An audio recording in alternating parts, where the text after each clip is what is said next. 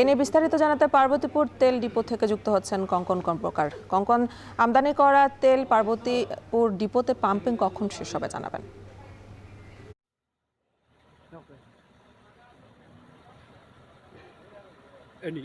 সকাল থেকেই জানাচ্ছিলাম যে পার্বতীপুরের যে তেল ডিপো সেখানে কিন্তু ভারতের যে নুমালীগড় রিফাইনারি লিমিটেড সেখান থেকে কিন্তু তেল আসে। গতকালকে বিকেল 3:30টায় কিন্তু এই তেল আসা শুরু হয়েছে এবং এটি সম্পূর্ণ তেলটি পৌঁছতে যেতে সময় লাগবে প্রায় 60 ঘন্টা।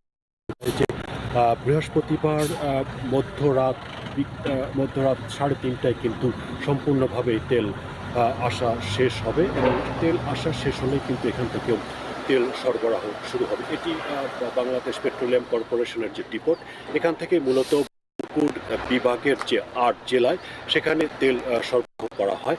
আপনি জানেন যে এই সময় কিন্তু বড় সিজন চলছে, যার ফলে ডিজেলের চাহিদাটা কিন্তু অনেকটাই বেশি। এই চাহিদার কথা চিন্তা করেই কিন্তু সরকার ভারত সরকারকে কিন্তু যে 50,000 যে মেট্রিক টন তেল চাহিদার একটি দেয় এবং তার অংশ হিসাবে কিন্তু ইতিমধ্যে 5,000 মেট্রিক টন তেল কিন্তু গতকালকে আসা শুরু হয়েছে এবং এটি যেটি বলছিলাম যে বৃহস্পতিবার মধ্যরাত 3:30টায় কিন্তু এটি শেষ হবে।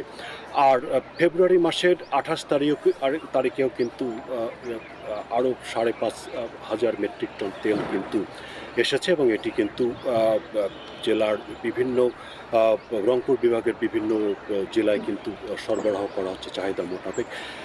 এখন পর্যন্ত বলা যায় যে তেলের যে চাহিদা তা কিন্তু যেটি কথা বলছিলাম, এখানকার যারা তেল নিতে আসা বিভিন্ন পেট্রোল পাম্পের ট্রাক চালক বা মালিকদের সঙ্গে তারা যেটি বলছেন যে যা চাহিদা তার অর্ধেকটা কিন্তু পাচ্ছে। তবে তেল সরবরাহ যদি বাড়ে সেক্ষেত্রে সমস্যাটা অনেকটা কমে আসবে এমনটি বলছেন এখানকার ডিপোর কর্তৃপক্ষরা। এতটুকু ছিল দিনাজপুর থেকে।